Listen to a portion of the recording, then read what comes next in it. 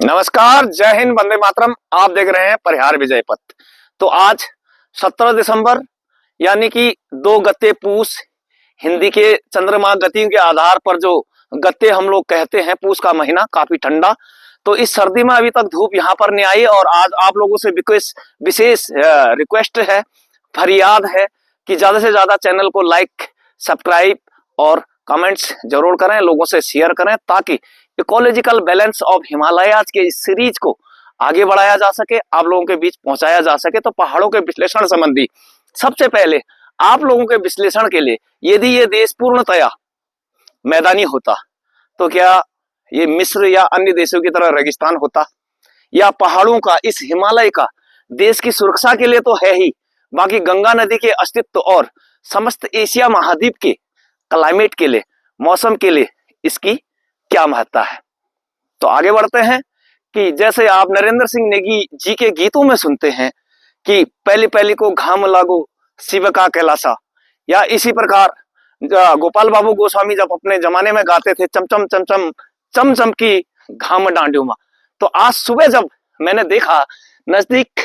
नंदा पर्वत, मां नंदा का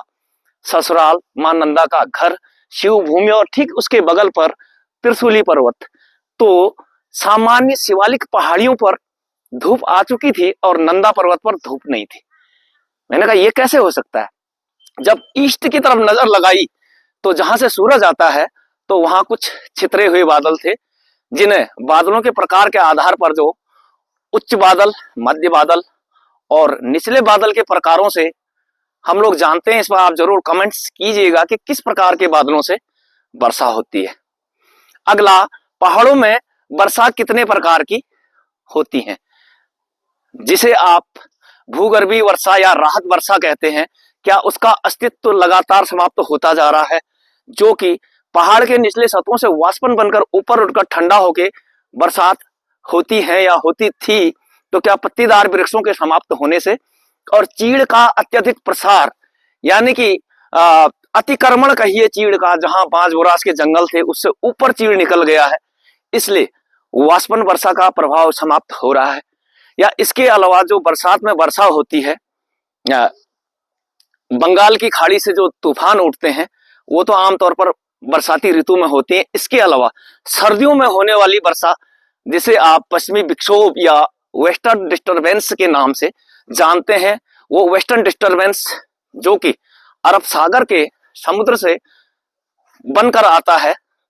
उसका समय अभी आया है या नहीं, या कब तक उस प्रकार की वर्षा पहाड़ों में होगी। इसके अलावा फूड चेन की बात करते हैं, इकोलॉजिकल बैलेंस ऑफ हिमालयाज में, यानी कि उत्पादक, उपभोक्ता और उच्च उपभोक्ता, हरे पौधे, वनस्पतियां, उन पर शाकाहारी जीव और उनका भक्षण करने वाले मांसाहारी जीव जंतु, पशु पक्षी, फ्लोरा एंड फाउनाज के संदर्भ से यदि देखा जाए कि जिस प्रकार से किसी एक जंगल में यदि 100 हिरन है और 2 बाघ है तो बैलेंस ठीक रहेगा। यदि 5000 हिरन और शेर हो ही ना तो क्या घास का अस्तित्व रहेगा, या फिर 100 शेर हो और जानवर 10 ही हो तो क्या तब बैलेंस नहीं बिगड़ेगा। इसी संदर्भ में यदि आप नजदीक देखिए, जरा कैमरा उठाकर दिखाना, इन खेतियों की तरफ देखिए जिन पर आप कहते हो कि लगातार हर होता है, बंदरों का, सुअरों का आक्रमण लगातार, घरों पर अभी बंदरों का आना शुरू हो गया, वो भी आपसे ब्रेकफास्ट मांग रहे हैं कि पहले हमें दो, छीन कर ले जा रहे हैं घरों से। तो क्या ये अचानक हुआ? क्या अफ्रीकन जंगलों की तरह, क्या सवाना फॉरेस्ट की तरह, क्या मसाई मारा की तरह यहाँ पर पर्याप्त वेजिटेशन होती, एक दूसरे पर फूड चेन बनी रहती, तो क्या बंदरों का इतना आक्रमण होता या सुअरों का इतना आक्रमण होता? क्या स्थानीय ये वीरान शुष्क चीड़ के जंगलों के साथ साथ, या ये एक अतिक्रमण सीमा से ऊपर नहीं होता, एक निश्चित हाइट से ऊपर नहीं होता, तो वहां पर वेजिटेशन होती, तो क्या जंगली जानवर उन पर डिपेंड रहते और आपके घरों पर आक्रमण नहीं करते? या फिर पहाड़ी इलाकों, जरा ऊपर पहाड़ों को दिखाइए, इन पहाड़ों पर चक्कों में जो पहले पुराने जमाने में खेती होती थी, लोगों ने सब कुछ छोड़ दिया है, जिस पर मनुष्य से लेकर पूरी इकोलॉजिकल बैलेंस डिपेंड था, जानवर डिपेंड थे और वो बट जाते थे क्योंकि तरह तरह की जगह जगह खेतियां होती थी, किसी एक पार्टिकुलर एरियाज में नहीं आते थे, तो वो लोगों ने छोड़ दी। इसलिए